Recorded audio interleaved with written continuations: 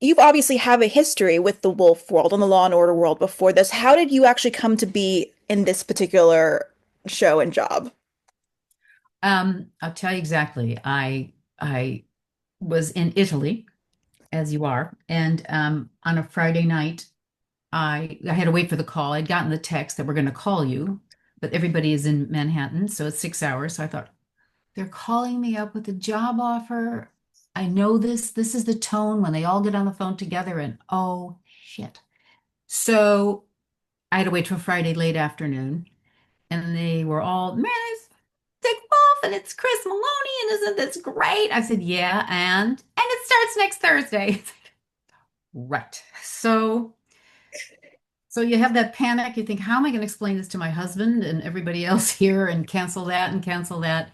And then, the great the great machine that is Dick Wolf Enterprises, and it's wonderful, I have to say. They treat you very well. Everybody is on the phone immediately. So basically, you don't have to do anything. You just have to, when the car pulls up to collect you at your house, you have to have your bags, and then they just take over. And that's the very nice thing about Dick Wolf. The great scripts, but honestly, he is, I met him years ago when I started, before I started Criminal Intent. He wanted to meet me. So I was living in London at the time. So something about Dick and I was always commuting. But at any rate, um, he said, if you don't want to be on this, and I've always said this to all my actors, if you don't want to be here, just let me know because we really don't want anyone on board that doesn't want to be here. Most people don't say, he didn't say we'll fire you. He said, if you don't want to be here, let me know and we'll figure out a way to get you off the show. And I thought, wow, that's fantastic. So there we are. So I started on the Thursday and, everybody's so talented, like I said, you really just have to show up, especially now with so much technology. Everyone's seen your head at every angle and what your knees look like in a skirt. And, so all the departments are all ready for you. And they always have more ideas than you are. Who would wear those clothes? I wouldn't wear that clothing. I mean. Well, and you were doing accidental research for your part with your trip, so you were just ahead of everything. Oh, I am pronto, pronto. I am ready, ready, let me tell you. Yeah. Well, and she's had a very fascinating relationship with Elliot so far.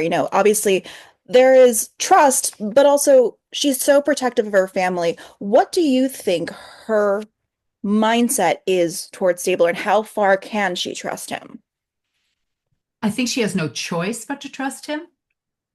And I think that if he's going to be successful, he has to know everything she knows because she really knows what is goes on at the dinner tables and behind closed doors, perhaps ish, amongst these families. So, and how ruthless they can be. So I think that's a little bit hard to imagine. No one is spared if it's attacking the business. So she has no choice but to trust him.